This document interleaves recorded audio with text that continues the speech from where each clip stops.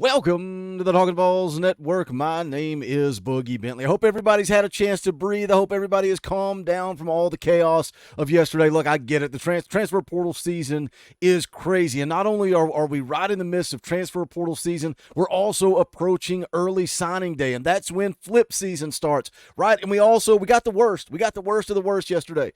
We saw the guys going out of the portal. We saw Jonathan Eccles flip, right? And he's a guy that, there was a lot of speculation. Did Jonathan Eccles truly flip, or did Jonathan Eccles get processed out? I've seen different sources giving different information. I saw that VolQuest did confirm last night that nobody in this coaching staff, nobody on campus at the University of Tennessee was surprised by Jonathan Eccles entering the portal, but he was not processed out. He did flip. He did decide to go to USF.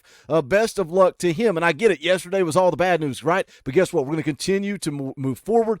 Tennessee is still targeting some guys in the transfer portal. Maybe there's another flip out there that could ultimately end up at Tennessee. Going to take a look at a couple of the guys coming up in this video, but as always, do me a favor, smash that thumbs up just below this video. It is quick, free, and easy. It helps the channel. I would greatly appreciate it. Also, if you're new to the Talkin VAWLS Network, welcome. We're not experts. We're not insiders. We're not media. We don't talk at you. We talk with you here. Had a great fan call-in show last night where we broke down all the bad news, and we said everything's going to be just fine. If you missed that, go back and give it a watch. Going to be going live this coming Tuesday at 6:30 p.m. Eastern Time. Another NCAA night where we'll hang out. We'll talk all things Tennessee football. Likely to do a live stream on Wednesday night. We'll see. Stay up to date. Stay dialed in. I'll let you guys know on that. But let's talk about it. Let's move forward. I want to look at a couple of targets, one in the class of 24 and one also in the transfer portal. We talk about dropping the bag. This is a guy that I want to drop the bag on. But let's start right here. This came out yesterday amidst all the chaos. Hayes Fawcett tweets out, breaking, 4-star wide receiver Jordan Anderson tells me he has decommitted from Oregon. The 6'1", 170-pound wide receiver from Inglewood, California, has been committed to the Ducks since December of 2022. Now, again, let the speculation begin, right? Let the speculation begin. Did he truly decommit? Is he looking to flip, or did he get processed? If you talk to the Oregon Ducks, he got processed and was told to go look elsewhere. Now, Jordan Anderson, still a highly rated prospect. You may say, Boogie, why are we talking about this guy? Does Tennessee have a legitimate shot? Well, if you go back to the recruitment of Nico Iamaleava. These two guys, close friends, played a lot of 7-on-7 together. You can actually go take a look at this clip. This was out there on Twitter as I was looking for stuff on Jordan Anderson. Here is a throw from Nico Iamaleava to Jordan Anderson in 7-on-7 football from a year ago.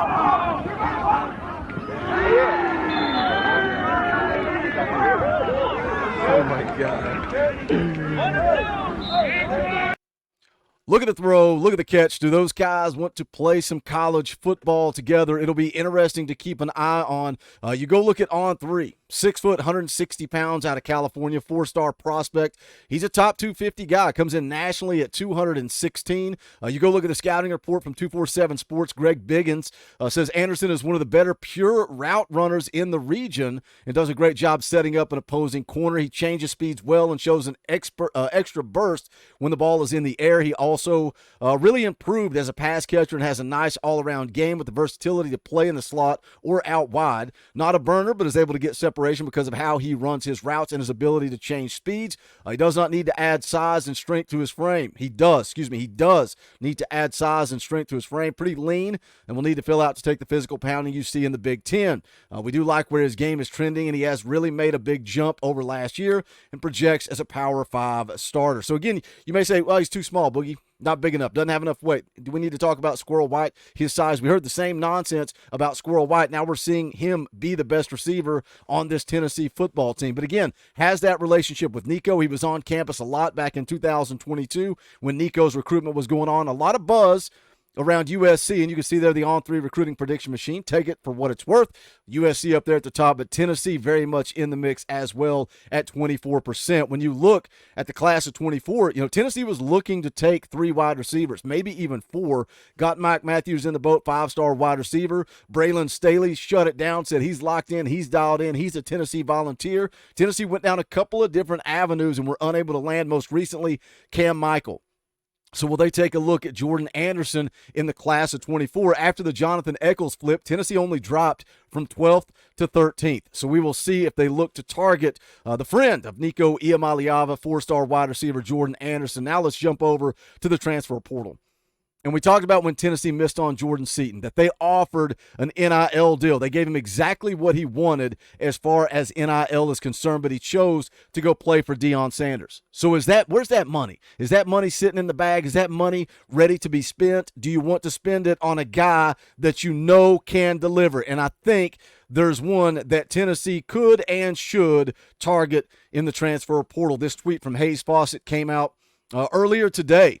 And you can see here, former Texas A&M offensive lineman Chase Basantis tells On3 he has heard from these 26 schools since entering the transfer portal. So you want to talk about ratings, you want to talk about experience, you want to talk about games played. I think the truth always lies with the offer list. LSU, Notre Dame, Clemson, Ohio State, Auburn, South Carolina, Ole Miss, Georgia, Florida, Tennessee, one of the 26 schools that has reached out to Texas A&M offensive lineman Chase Basantis since he entered the transfer portal. There is a little buzz around LSU. So is that ultimately where he ends up?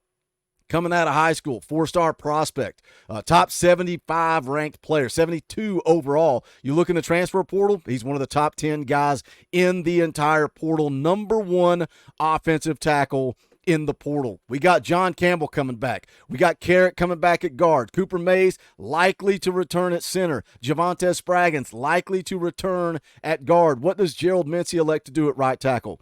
I don't really care if you go drop the bag on Chase Basantis. And I know we say that all the time, right? Spend the money, spend the money, spend the money. We got the money. We know we have the money because we had it sitting there for Jordan Seaton. This is the type of player that you need to go drop that bag on. This is just my opinion. 6'6", 320 pounds as a freshman in 2023. As a true freshman, he started in all 12 regular season games for Texas A&M at right tackle. Started from day one, finished the season starting at right tackle. So he's a guy with a lot of experience. Again, one of the top 10 players in the transfer portal. You go look at his scouting report coming out of high school, has the size and body type to be a swing offensive lineman to play right tackle or interior. Has frame capable of playing at 290 or above. Saw live in-camp situations and in-game action. Says he bends well and shows ability to sink hips and explode up into the defender. Physical run blocker, drives back defensive lineman with violent initial punch. Goes on to say he plays physical, goes to the whistle, lower body strength evident, and allows for correction within play. Stays engaged, drives legs to create running lanes. Athleticism shows when pulling and blocking in space. Same thing we heard about Jordan Seaton, that athleticism. Tennessee does that a lot. Says scrapes and gets to the second level well. Has to be more consistent in sinking hips. Hand placement is inconsistent.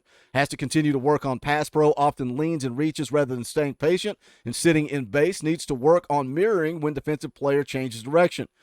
Says here continued development needed with lateral movement. Plenty of room for technique development makes him a high-level prospect. Has all conference ability at a Power 5 level. Mid to early round NFL draft potential. So again, you're talking about a guy, all that hype, all that buzz coming out of high school, big-time prospect, goes to Texas A&M, starts all 12 games as a true freshman, has the experience, can do it at the elite level. Now he's in the transfer portal. Oh, and by the way, he's at a position of need for Tennessee. So many guys go in the portal. We all jump out and say, hey, drop the bag, spend the money. I think this is a guy that you should do that on. Now, we see there in the graphic, in the tweet there from Hayes Fawcett, that Tennessee has contacted him. So is there any buzz here? Is there any momentum? Getting this guy on campus or generating that relationship. Again, a whole lot of buzz around LSU. And I know some of you guys may say, Boogie, we're fine on the offensive line. We need guys in the secondary. I think this dude's a stud, and I think he would benefit this football team in 2024. He would come in, lock down that right tackle spot immediately. Immediately, I think he would lock it down. And then if you talk Gerald Mincey into coming back, you're just adding depth. But we'll have to wait and see what Gerald Mincey elects to do. Again, a lot of stuff going on right now. Holden Stace, the Notre Dame tight end. Saw a graphic, saw a picture from Instagram. He is on campus now for his visit. Got some other visits scheduled after this. Look, I know it's a lot of negativity because kids are entering the portal, right? And that's why everybody was panicking yesterday. Everybody was freaking out yesterday with the news that Tyler Barron is in the portal. Danico Slaughter is in the portal. So many guys on the way out. Boogie, where are they at? Why is nobody coming in? The portal just opened this week. These kids are going to take visits, they're going to take phone calls, they're going to make decisions. I trust Josh Heupel and this coaching staff in the portal. They've done a great job so far throughout their time at Tennessee in filling some needs through the portal. So we'll see how it plays out. We'll see how Tennessee does. Do they go after Jordan Anderson? Do they go after Chase Basantis? I want to know from you guys in the comments, where would you spend your money? If you had that Jordan Seaton bag in your hand, what position group would you spend it on? Jump into the comment section. Let me know. As always, smash the thumbs up on the way out the door. I would greatly appreciate it. Go check out the merchandise. You want it for Christmas? You better get in where you fit in. Bonfire.com/store/Talkin VAWLS. Also, shout out to the members of the channel. You want to support this channel and what we do, keep this thing moving forward, hit that join button down below for $1 a month. You keep the lights on around here. We would appreciate the support. But if not, that's fine. Smash the thumbs up, because that's quick, free, and easy. Jump into the comment section. Let's talk some Tennessee football, because this is the Talkin VAWLS Network. My name is Boogie Bentley. Go Big Orange.